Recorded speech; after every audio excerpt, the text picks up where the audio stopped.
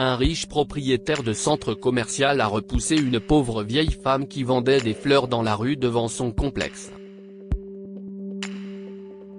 Il s'est moqué d'elle en disant qu'elle était pauvre et qu'elle sentait mauvais. Mais une rencontre dangereuse qui a eu lieu quelques instants plus tard, l'a amené à reconsidérer son opinion sur elle.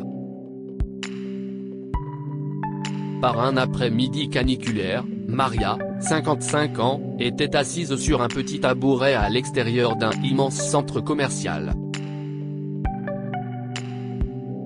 Les roses et les lys de son étal sont restés frais et brillants à l'ombre du parapluie. Maria s'est assise là par une chaude après-midi, attendant que des clients achètent ses bouquets. Après avoir pris sa retraite d'un foyer d'accueil, Maria a pris goût au jardinage. La petite cour à l'extérieur de sa petite maison était remplie d'une variété de roses et de lys qu'elle vendait souvent. La femme ne faisait pas cela pour le profit. Elle voulait seulement voir le sourire sur le visage des gens qui achetaient ses bouquets à un prix raisonnable, et elle s'attendait donc à rencontrer des clients heureux ce jour-là. Si est alors qu'elle est tombée sur Monsieur Mason Lodge, le propriétaire du centre commercial qui méprisait les pauvres qui traînaient devant sa place. « Eh, madame, qu'est-ce que vous faites devant mon centre commercial ?» a-t-il lancé à Maria. « Enlevez tout ça tout de suite. » La pauvre vieille femme a regardé Mason d'un air timide. « Je suis désolé, monsieur, mais j'ai pensé que je pourrais facilement vendre mes fleurs ici puisque cette rue est souvent bondée. » Mason a souri et lui a demandé de partir immédiatement. « Regardez vos vêtements sales. Vous sentez mauvais, comme des ordures en décomposition. Vous gâchez la beauté de mon centre commercial. Maintenant, partez. » Les yeux de la pauvre Maria se remplissaient de larmes. « Vous êtes sourde, vieille dame ? Partez d'ici, ou je demande à mon service de sécurité de vous dégager d'ici », a encore crié Mason. Elle a rassemblé ses fleurs dans un panier et les a éloignées du centre commercial pour les placer sur une plateforme. Il faisait une chaleur torride et personne n'était là pour l'aider.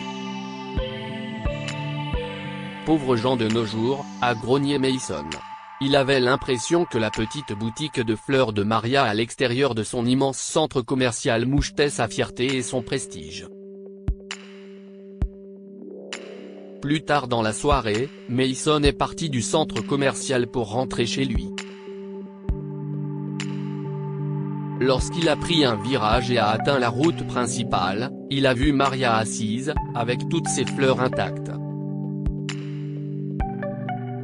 Il l'a regardée et a souri. « Pauvre dame. Vous auriez pu au moins vendre quelques fleurs si vous étiez resté en dehors de mon centre commercial. » Ma réputation est telle. Ces paroles ont blessé Maria, mais elle est restée calme. Si je vous vois encore devant mon centre commercial, je demanderai à ma sécurité de vous dégager, si est-il clair ? Mathilda a regardé la voiture de Mason arriver au bout de la rue jusqu'à ce qu'elle s'arrête soudainement. Quelques hommes ont alors encerclé la voiture et ont forcé Mason à en sortir. « Donne-moi ton portefeuille et ton téléphone, mon vieux. » Maria a entendu un gangster dire. Elle a écouté à nouveau et a reconnu la voix. Andrew. « Arrête, et recule tout de suite », a-t-elle crié en s'approchant d'eux. « Laissez ce pauvre homme tranquille, ou j'appelle la police. » Maria avait déjà travaillé avec Andrew dans une famille d'accueil. Il avait été licencié pour mauvaise conduite. Tu es une honte pour ta pauvre mère. Attends que je lui dise ce que tu fais pour vivre, a fulminé Maria. Pourquoi ne trouves-tu pas un travail décent au lieu de voler les gens ?